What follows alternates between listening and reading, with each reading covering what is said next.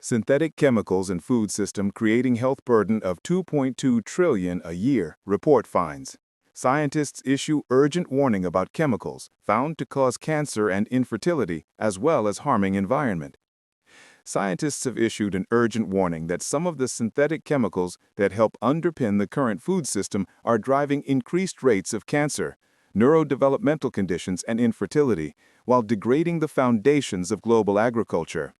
The health burden from phthalates, bisphenols, pesticides, and PFAS forever chemicals amounts to up to 2.2 trillion a year, roughly as much as the profits of the world's 100 largest publicly listed companies, according to the report.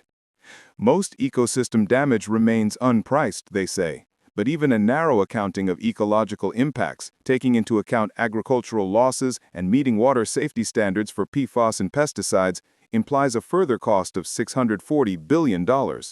There are also potential consequences for human demographics, with the report concluding that if exposure to endocrine disruptors, such as bisphenols and phthalates, persists at current rates, there could be between 200 million and 700 million fewer births between 2025 and 2100. The report is the work of dozens of scientists from organizations including the Institute for Preventative Health, the Center for Environmental Health, ChemSec, and various universities in the US and UK, including the University of Sussex and Duke University.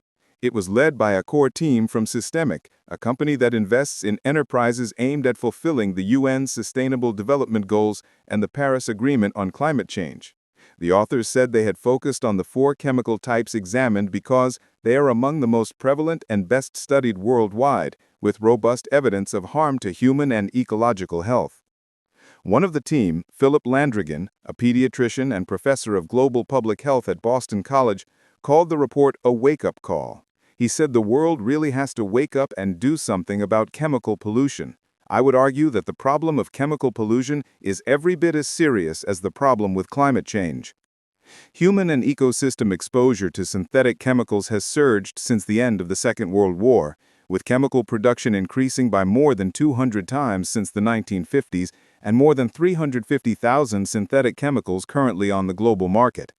3 years ago, researchers from the Stockholm Resilience Center, SRC, concluded that chemical pollution had crossed a planetary boundary, the point at which human-made changes to the Earth push it outside of the stable environment of the past 10,000 years, the period in which modern human civilization has developed. Unlike with pharmaceuticals, there are few safeguards to test for the safety of industrial chemicals before they are put into use, and little monitoring of their effects once they are. Some have been found to be disastrously toxic to humans, animals, and ecosystems, leaving governments to pick up the bill. This report assesses the impact of 4 families of synthetic chemicals endemic in global food production. Phthalates and bisphenols are commonly used as plastic additives, employed in food packaging and disposable gloves used in food preparation. Pesticides underpin industrial agriculture, with large-scale monoculture farms spraying thousands of gallons on crops to eliminate weeds and insects, and many crops treated after harvest to maintain freshness.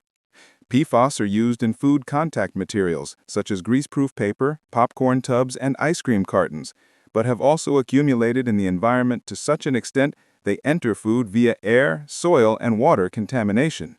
All have been linked to harms, including endocrine, hormone system disruption, cancers, birth defects, intellectual impairment, and obesity.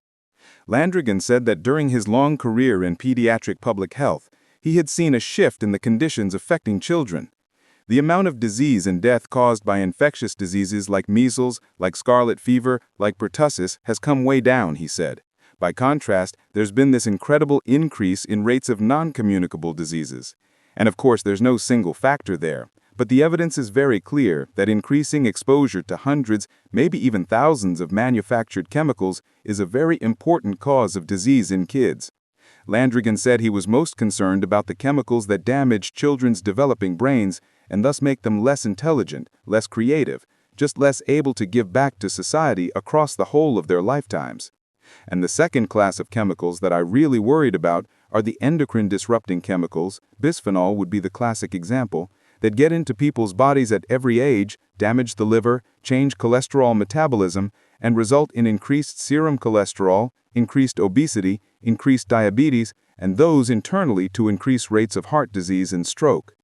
Asked whether the report could have looked beyond the groups of chemicals studied, Landrigan said, "I would argue that they're only the tip of the iceberg. They're among the very small number of chemicals, maybe 20 or 30 chemicals, where we really have solid toxicologic information. What scares the hell out of me is the thousands of chemicals to which we're all exposed every day, about which we know nothing. And until one of them causes something obvious like children to be born with missing limbs, we're going to go on mindlessly exposing ourselves."